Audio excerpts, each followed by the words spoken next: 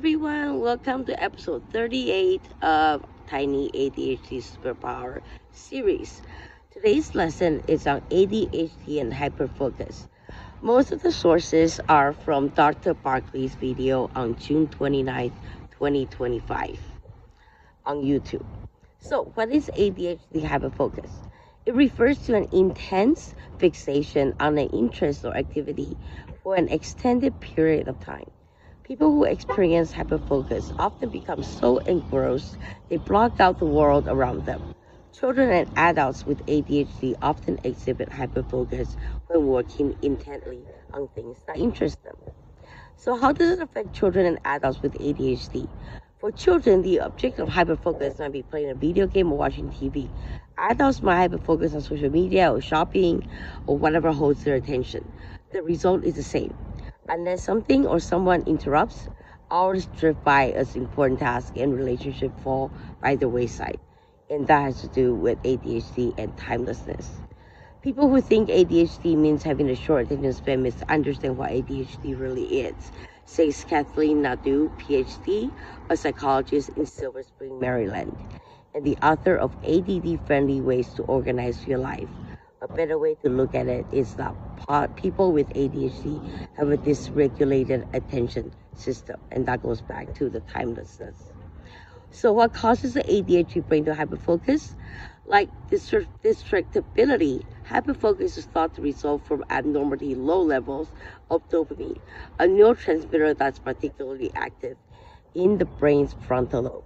This dopamine deficiency makes it hard to shift gears to take up boring but necessary tasks.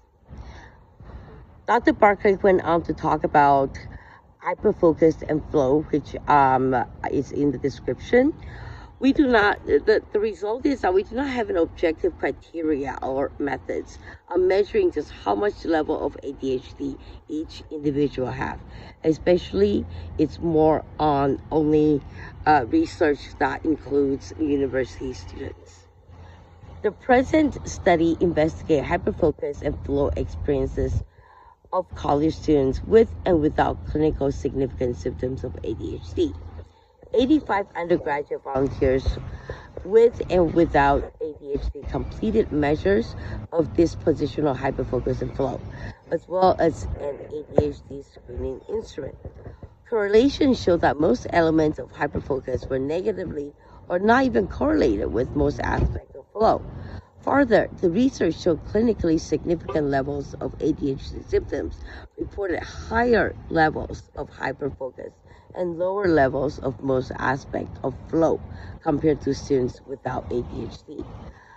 These results suggest either that hyperfocus and flow are distinct, inversely related constructs, or that the wording of the questionnaire items influence responders to think of the experience of task absorption differently. Another important study that Dr. Barkley mentioned was hyperfocus in criminal offenses. Psychopathy, vulnerability to criminal offense activities, risk-taking behavior levels, etc. were taken into consideration when this research was conducted. Still, the study went on about how much more research are needed and what interventions might need to be targeted at people with ADHD or people that hyperfocus. Nevertheless, there are still more contradictory research studies out there that makes this relationship between hyperfocus and ADHD more closely to positive correlation. Intense period of hyperfocusing can lead to high levels of productivity in the areas that these ADHD individuals are interested in. But even with these positive aspects, there are darker sides of hyperfocus that can exhibit in individuals. Again, with the confirmation in Dr. Barkley's 2023 ADHD and Hyperfocus Part 1 to 3 video on YouTube, there are more studies that are needed. But the interesting correlation between hyperfocusing and ADHD are starting to surface with more scientific evidence research included. So, always remember, ADHD individuals are distracted by extraneous events around them. But with hyperfocus, those noises around them can be filtered out when hyperfocusing and even lose sense of time, which is timelessness. But always remember, when you're hyper-focusing, although it's an advantage, we often forget to take necessary breaks in between to give your brain a little bit of rest. This does take practice for most ADHDers, as I am as well. But the breaks are crucial to your hyper-focus superpowers. Thank you again, and see you tomorrow.